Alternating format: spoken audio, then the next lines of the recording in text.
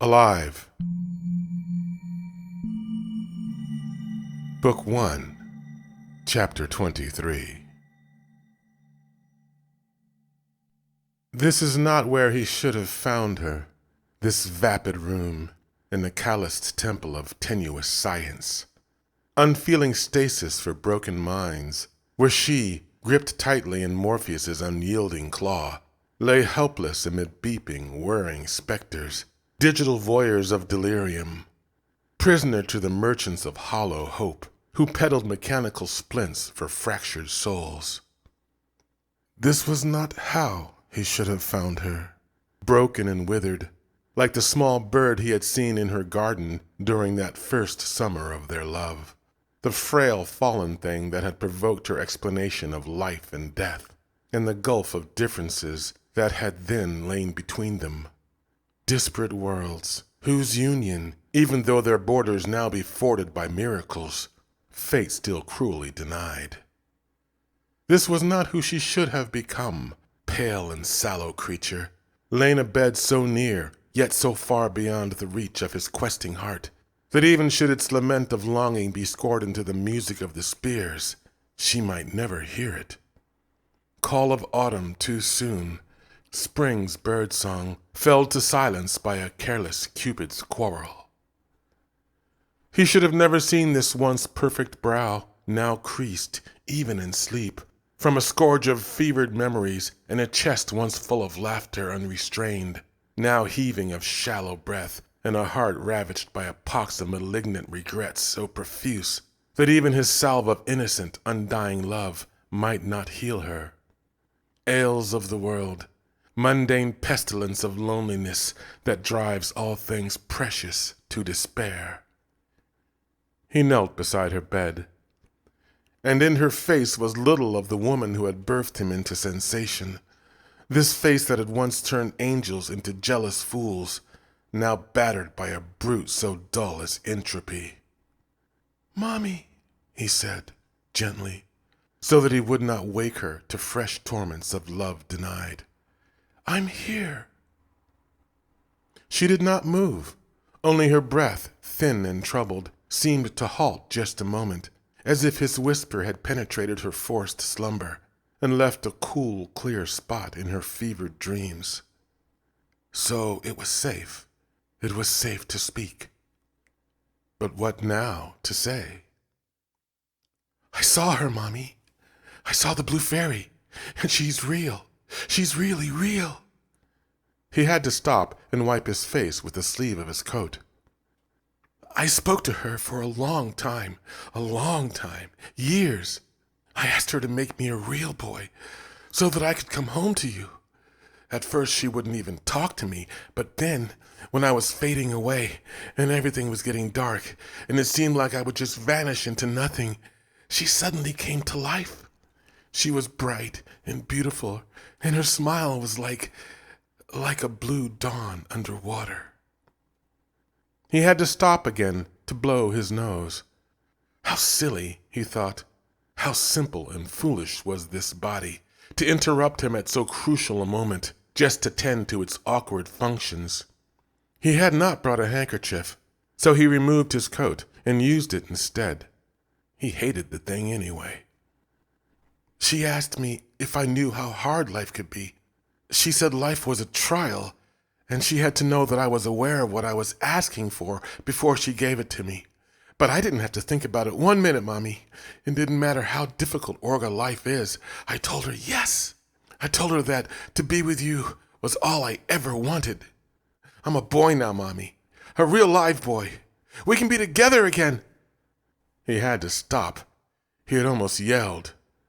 But still there was no hint of a response.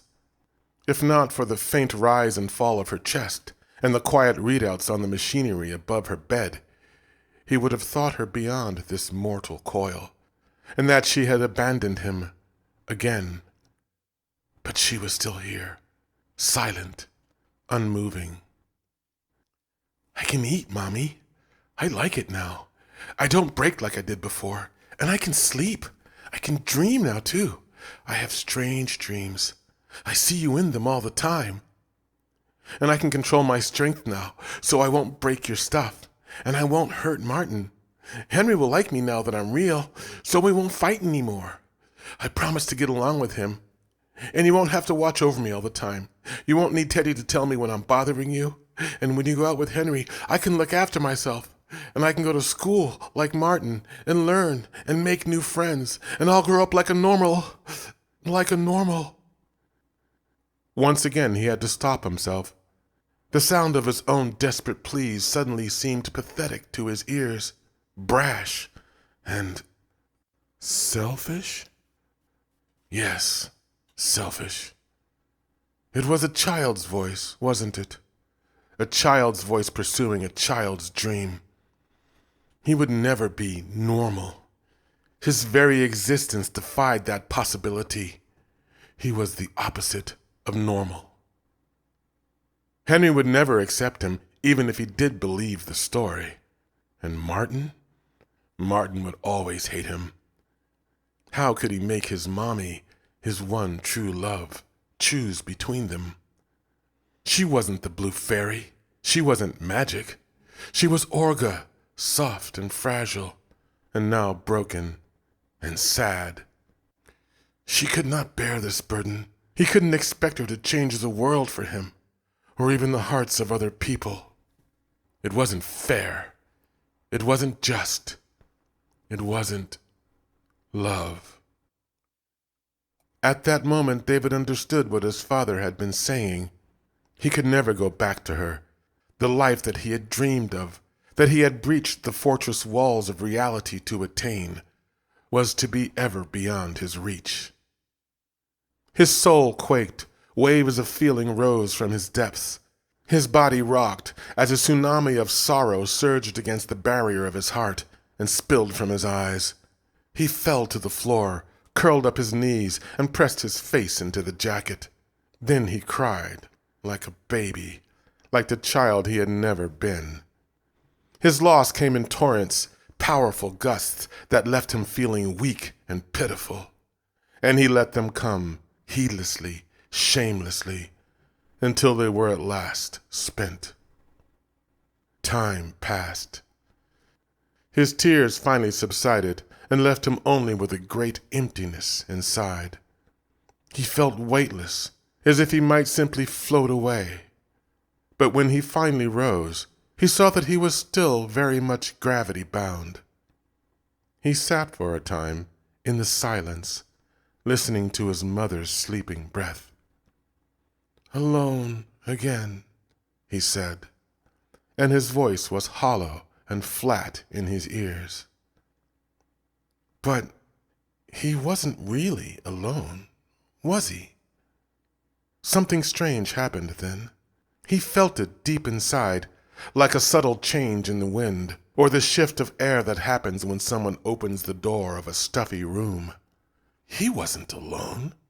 He had his father now. He had friends.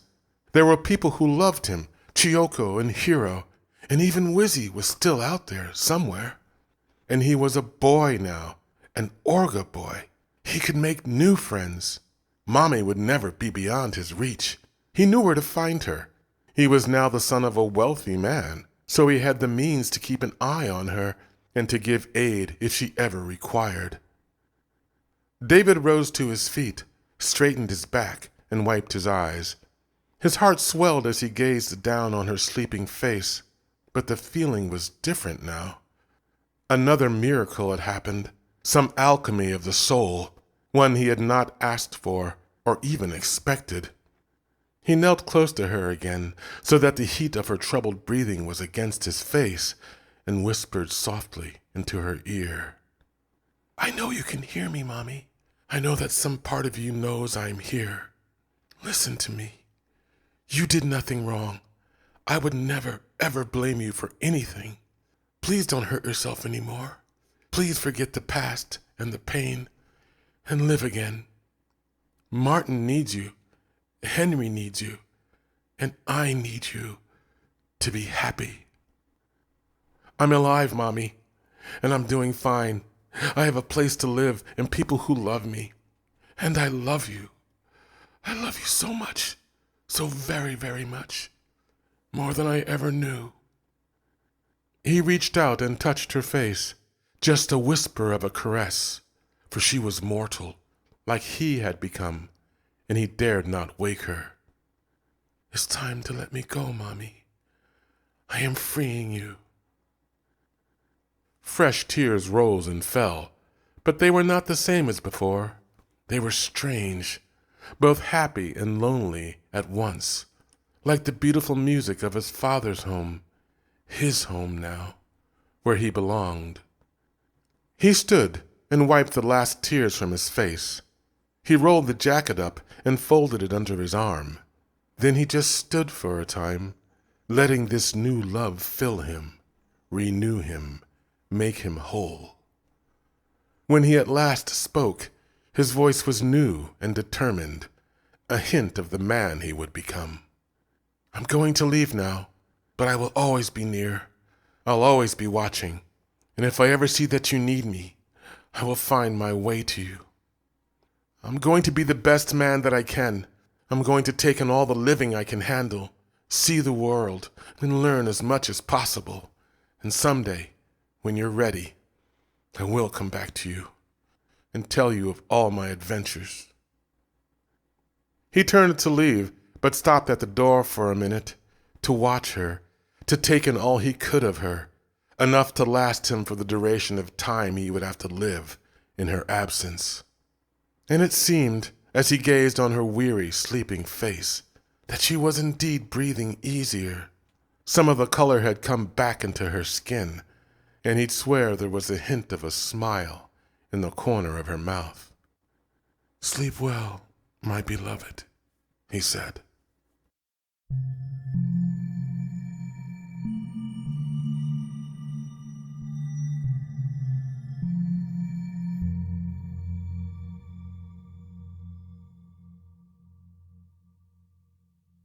David sat on the sill of his open window, clad only in his bathrobe, watching the milky wash of stars make their slow trek across the night sky.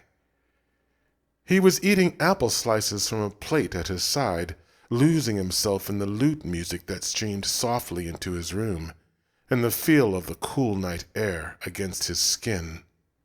Moonlight, silver and clear, shone down on his home at the end of the world, illuminating the great heads of the weeping lions and the silent towers that lie beyond them, where men had once dreamed of empires that would last forever, and then did everything they could to thwart that goal. He'd grown accustomed to the unending torrent of the lions weeping. It seemed right now, like it was supposed to be here, like it was actually everywhere all the time, but this silent city was the only place you could really hear it. It was nice to be quiet, to be still. He was glad that there was no rush to be anywhere, no place he had to go, or anyone he had to run from, or to. He took in a deep, slow breath and let the air flow from his chest back into the world. Then he took another and another breath of life. It was good to be alive, good to take joy in this simple, life-sustaining process. There came the sound of distant laughter, like a tickle on the breeze. David looked down to see the small lights of boats floating between the sunken buildings. Someone was having a party down there. He chuckled. Even here, in this dead place, people still lived and laughed and loved. Life goes on, even atop the graves of sunken cities. His father was long asleep. There was a busy day tomorrow, he'd said. But David wasn't to worry about all that for a while.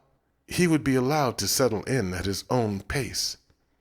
There's no rush, his father had told him, hugging him closely, letting him know how proud he was of the way he'd handled his visit with Monica.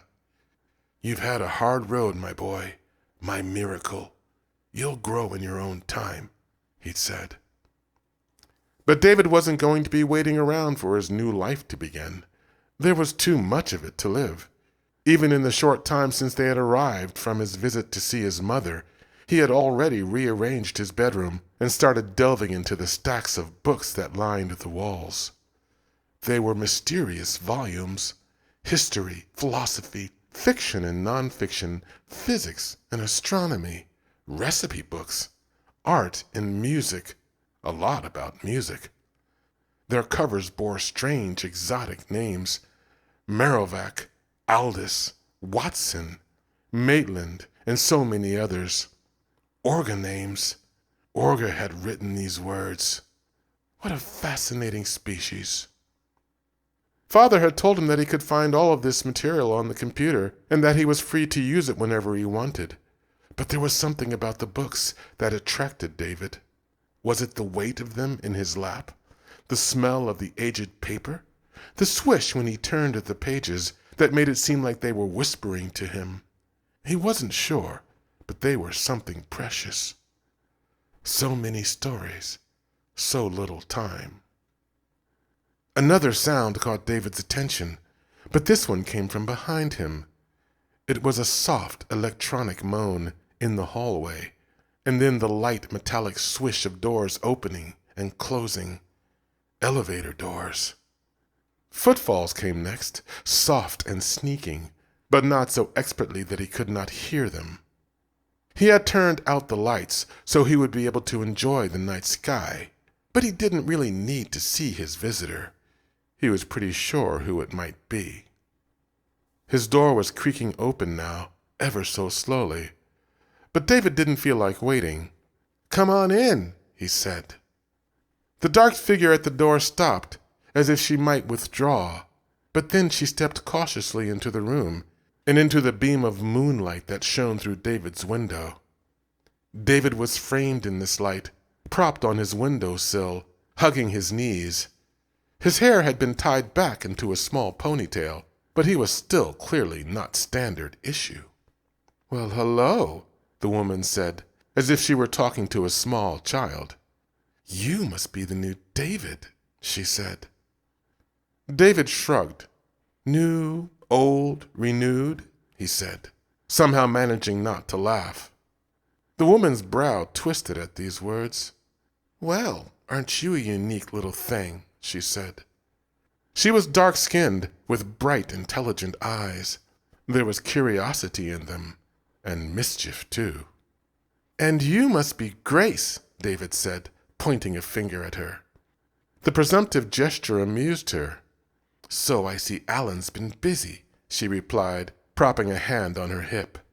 "And what else has he been loading into your pretty little head?" she said. "Well, he thinks you're a real busybody," David said, "and I think I might agree."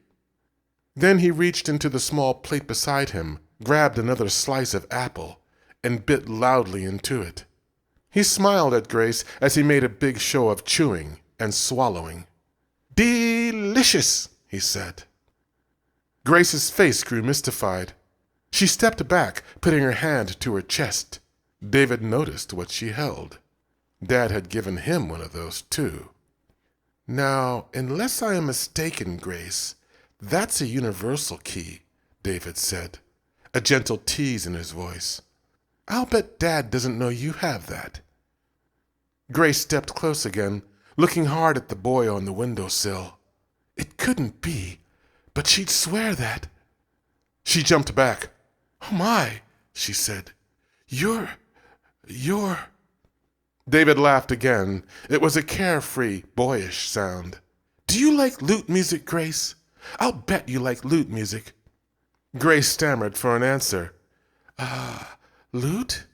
Well, yes, I think." "I knew it," David said. "I love lute music. Love it. I think I'll get one and learn how to play. And I'll bet you like flying, too," David said, tossing his arms out to his sides as if he were a bird awaiting a lifting breeze. "I'm going to learn that, too. And there's swimming and driving and soccer and reading and, well, I'll bet you like pretty much everything about life, don't you?" Grace was beyond words. Her mouth hung open silently. She finally managed to mouth a breathy, "Oh my God." "I think we're going to be good friends," David said. as the woman tried to compose herself. He bit another slice of apple, speaking as he chewed. But it's probably not a good idea to let Dad know you snuck up here to get a peek at me. You think? Sure, she replied in awe. Good idea. I'm gonna be going now, she said. Then she turned to leave. Grace, David said. The woman turned around slowly, apprehension in her features. David put a finger to his lips. Shh. Understood, Grace replied. Good night, Grace, David said. Good night, David, she said as she backed away to the door. Then David heard her footfalls rushing to the elevator and her soft swearing when it didn't arrive fast enough for her. He turned his attention back to the night. Monica was out there somewhere, trapped in a restless chemical slumber, but he could do nothing about that now. A flower had fallen in spite of his love, and a weed had grown in its place. His hate would not destroy it. It was time he planted new flowers and learned to help them grow. Good night, Mommy, he said. Until we meet again. You've been listening to Alive, a fan fiction using characters and concepts from Steven Spielberg's Artificial Intelligence. Thank you for listening.